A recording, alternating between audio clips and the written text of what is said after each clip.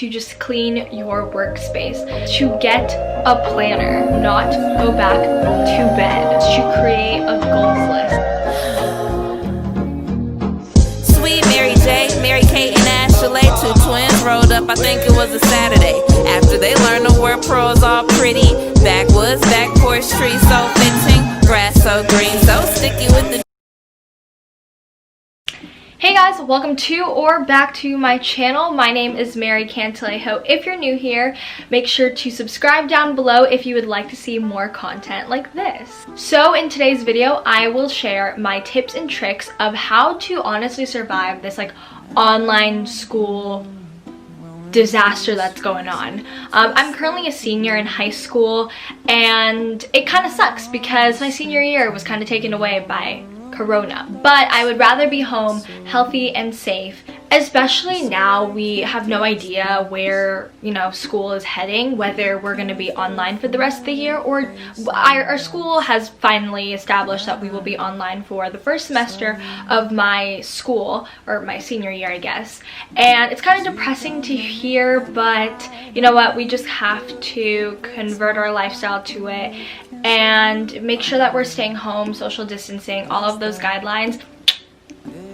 For this video, I felt like I would want to share my experience of online learning. Last semester we stopped in March, and for the rest of the online period I was very productive. I'm not even gonna lie, I'd wake up pretty early, work out, and then go to class, and then kind of have my day started already. And I wasn't the person who would, well, actually I was sometimes, but I wouldn't be the person who would wake up like 5 minutes before the class started. It was only when my class started at 8 o'clock exactly, so I hated waking up earlier than 8 o'clock. But for me, my range of waking up early is 7 a.m. and I don't really have I normally take my mornings very seriously to me, and I like to space out my morning, so an hour or so of it is just, I can't have an hour for breakfast. I need something longer. I know I'm super dramatic about that, but anyways, I went on a whole tangent there, but I wanted to show my tips and tricks of how I was staying productive through online learning for 2.5 months that we were online learning, and I would say I was pretty great at it. So I feel like I should share my tips to you guys, just in case you guys were struggling during the online period, because honestly a lot of people hate having to do work at home. I hear a lot of people do work in coffee shops because they can't work in their house. Either it's too loud, or they just don't feel as their home as their office or school or workspace. So I'm going to be sharing my tips and tricks of how to make your workspace or your school space or whatever space or learning environment that you're going to be in to make it feel a learning environment, and for you to be productive and really prepare for your first day of school. Tip number 1 is to just clean your workspace. I cannot stress this enough. This is very important, and you might hear this in a lot of other videos and it's like, oh, I'm gonna click out because this is so annoying, but you need to hear it. You need to clean up your workspace. You can't get anything done if your space isn't clean. In order to even get started with the little simple tasks, you have to clean your room, or wherever you're gonna be working in. If you're working downstairs and your dining table is just covered in, I don't know, random documents and junk, you need to clean that out if that's going to be your working space. You really need to tidy up your working space. You're just going to be distracted with every little thing that's around your workspace. You're trying to make your workspace or your space a productive space for you to work in, to get your shit together, to get your stuff done.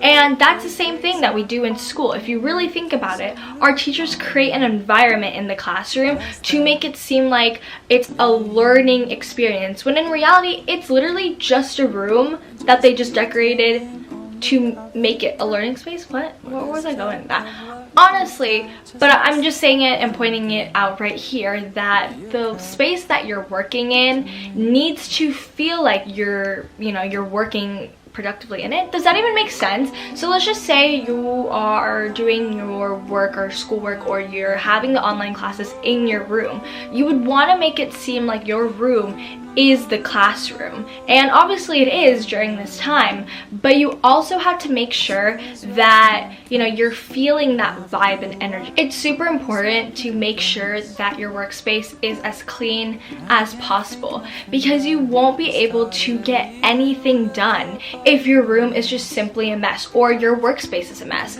So let's just say, for example, the living room or the dining room is just covered in, you know, things that will honestly distract you. You need to make sure that you clean all of that up to make sure that your space or environment that you're working in will make you productive and motivated as you can for whatever task you may be doing. And this is important just because you can't, I can't stress this enough, you can't work in a messy space. This also means like deep cleaning. So I'm saying, like, if you're working in your room and your room is carpet, vacuum, because you know it will help the vibe. You know, if you clean up the space, it will help the vibe, trust me.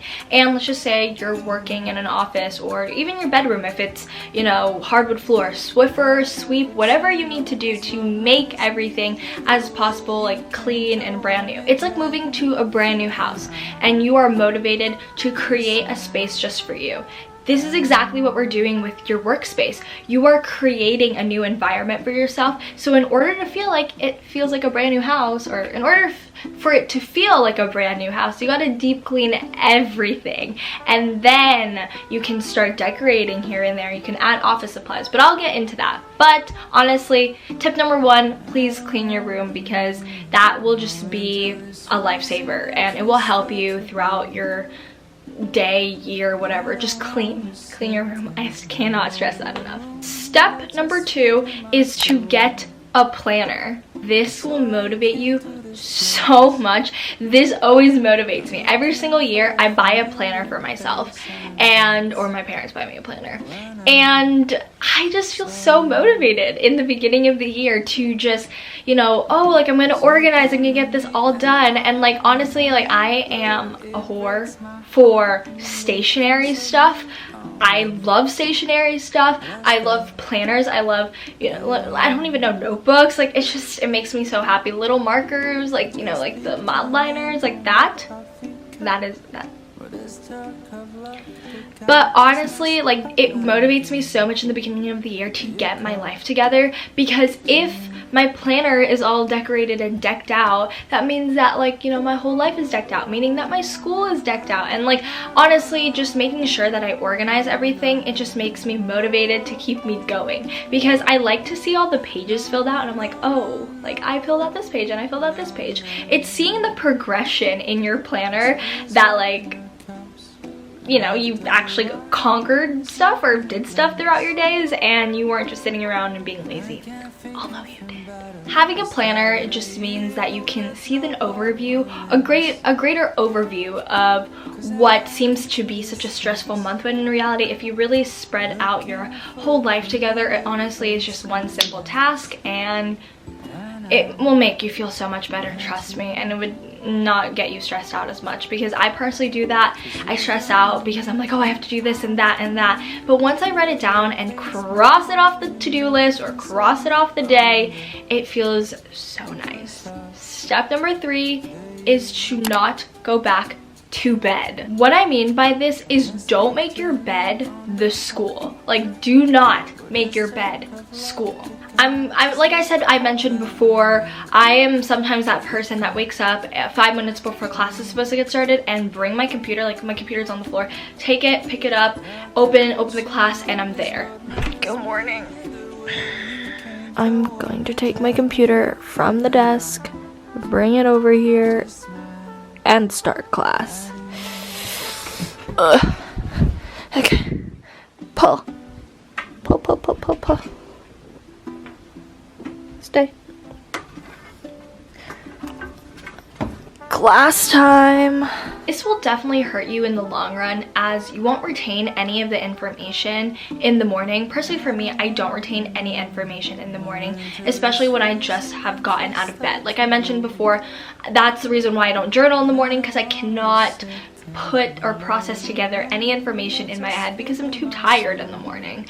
And I think it's so important not only to get the right amount of sleep for yourself, but also to wake up maybe a little bit earlier than the class or when the class starts, because it will help you not to procrastinate. Because I find a lot of people, or I find me a lot of times, I wake up, finish the class, then go back to bed. And I don't want to be that, because at school, like if we were actually in school, I would not do that. I would not go to one class and then end up falling asleep, you know, in the middle of the hallway or something. And that's exactly what you don't want to do at home, because you don't want to procrastinate, number one, and then you might miss a class, number two, because you might fall asleep on your bed. That's happened to my other friend who fell asleep and was late to her next class. So just don't fall asleep on your bed. Wake up a little bit earlier. It could honestly be like 15 minutes or 10 minutes even, or 30 minutes, an hour. An hour is even better. If you wake up a little bit earlier than you're supposed to, go to a desk or your workspace that you cleaned up before and go there and sit down. Not only will it help you like move up, stretch a bit, you know, all of that stuff on your desk, but it will also help you to maintain not going back to bed, because going back to bed is super annoying, and then missing the next class and then getting in trouble because you missed that class, but in reality you lie and say that you were locked out of class. That happened to one of my friends, and long story short, yeah, she lost points for not being in class. That is why I create myself a study space.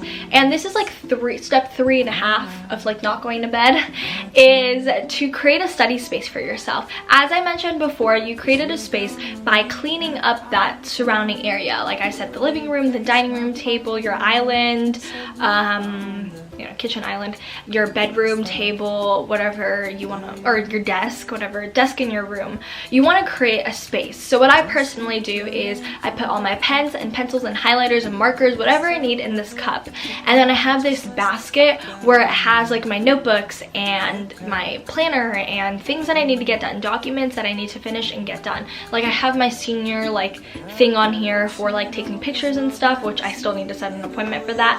And like honestly, everything is just laid out onto my desk. Declutter your space as much as you can, because honestly it would really help you later on, and it won't get you distracted in your class time. That's very important. Step number 4 is to anticipate that you are in school, or create as a vibe that you are in school. I don't even know where I was going with this step, but create the lifestyle of school. That's kind of what I mean. Wake up early, or you know, the night before. Make sure that you're picking like a comfortable, yet like, you know, making sure that it's actually not pajamas, but it's still comfortable enough for you to work at school. I know for my school we kind of have a dress code when we're in class, so you can't just wear like, you know, strapless and stuff like that, but having appropriate clothing, and clothing that won't make you go back to bed. I know a lot of people wear jeans when they're at home so that they don't end up going back to bed, because jeans are very uncomfortable. So having appropriate clothes for school, making it seem like you are going to school, packing your stuff the night before. I personally put all my supplies in my backpack because I just don't want to see it, and honestly I kind of throw it in my closet all the time. But having, you know, designated space for all your school supplies and all those things, so that it's not just lying around in your room, because your room is still your room. It's not a classroom, which, you know, you got to remember there's a balance between it's not a classroom but it's also home, but it also is a classroom. So having and finding a balance is what I'm trying to say here. Making sure that, you know, like what you would do for the first day of school. You want to get your nails done, but like obviously you can't go in any salon. But you know, I'd get my, you know, paint my nails at home and straighten my hair before the first day of school, and maybe doing a little makeup on the first day of school, just because you want to anticipate that you're actually having your first day of school. This will motivate you for maybe like a week and a half, because I would normally get motivated being at school for like a week and a half. Then after I just kind of go downhill, but I try to stay there, but then I kind of go like, ooh, ooh, ooh. Yeah. But anyways, anticipate that you're going to your first day of school, because this will help you get motivated for maybe the semester, or you know, the first couple days of school. That's what I'm trying to say here, trying to get you prepared and riled up for the first day of school, even though you don't want to. Lastly, step number 5 is to create a goals list. And I kid you not, why do I always say I kid you not? I created a goals list for myself for my last couple of months of my junior year, or like the last semester of my junior year. And for my last semester of junior year, or my second semester of junior year, I said that I wanted to achieve more than a 4.2, which I didn't, but it's okay. I still achieved a 4.2, but I really didn't want it. I hated how I didn't even get like a 4.3, because that's exactly what I wanted. I wanted a 4.3. And I just created a little, you know, little goals achievement thing, like, you know, kind of crossing it off here and there. This will keep me motivated throughout the whole year, and to make sure that I'm prioritizing myself and what I really want to achieve in my academic success. So I hope you guys enjoyed this video. Make sure to give it a thumbs up and comment down below what else you want to see from a back to school series. I know, like, I don't think I'm doing a back to school supplies haul because I don't really buy supplies for online learning, but if you guys have any ideas or anything like that, comment down below. I will definitely get back to you, and like this video, and I'll see you guys in my next video. I hope this video helped, because this is just things I kind of wrote down yesterday that helped me through my last semester, so I hope you guys really enjoyed it. And thank you so much for watching, and I'll see you guys next week. Bye!